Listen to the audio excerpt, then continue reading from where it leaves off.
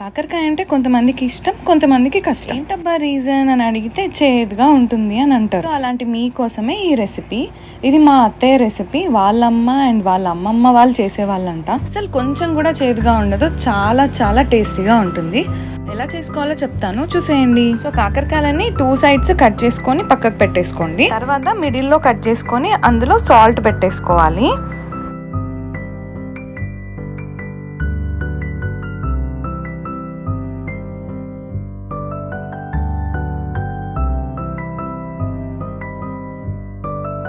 Next ఒక cotton cloth తీసుకోండి.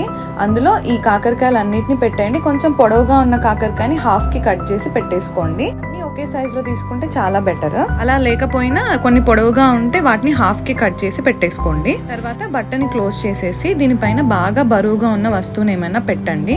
మేము ఇక్కడ రోల్ పెట్టుకుంటున్నాము. ఎందుకు అంటే కాకరకాయ మొత్తం చేదు ఏదైతే ఉందో అది మొత్తం సాల్ట్ పీల్ చేసుకునిద్ది. ఈ ప్రాసెస్ని మీరు మార్నింగ్ చేస్తే ఈవినింగ్ క్లాత్ని ఓపెన్ చేయండి, లేదా ఈవినింగ్ చేస్తే మార్నింగ్ నెక్స్ట్ డే మార్నింగ్ క్లాత్ని ఓపెన్ చేయండి.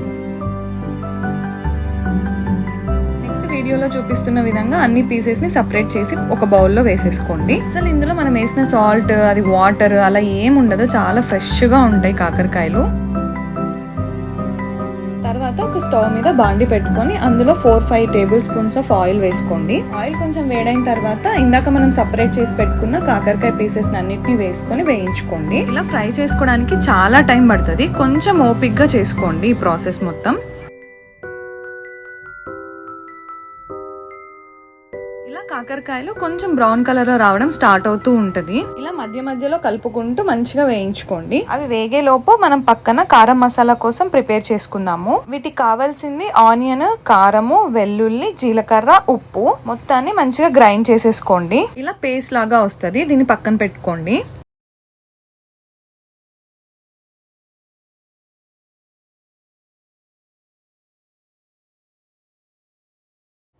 ఇలా వీడియోలో చూపిస్తున్న విధంగా ఇలా మంచి గోల్డెన్ బ్రౌన్ కలర్ వస్తాయి పీసెస్ మొత్తము. ఇప్పుడు మీరు ఇందాక మనం ప్రిపేర్ చేసి పెట్టుకున్న కారం మసాలాని ఇందులో మొత్తం వేసి నీట్గా మంచిగా ఒక టాస్ చేయండి.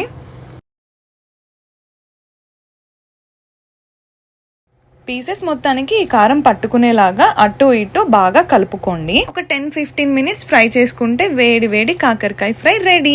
అంతే, వేడి వేడి అన్నంలో కొంచెం నెయ్యి వేసుకొని కాకరకాయ కారం కలుపుకుంటూ కాకరకాయ తుంచుకొని తింటే అద్దిరిపోతుంది. మీరు కూడా ఖచ్చితంగా ట్రై చేయండి. అండ్ ఎలా ఉందో let me know in the comment section. ఎవరైనా సబ్స్క్రైబ్ చేయకపోతే please do subscribe. Thank you, bye.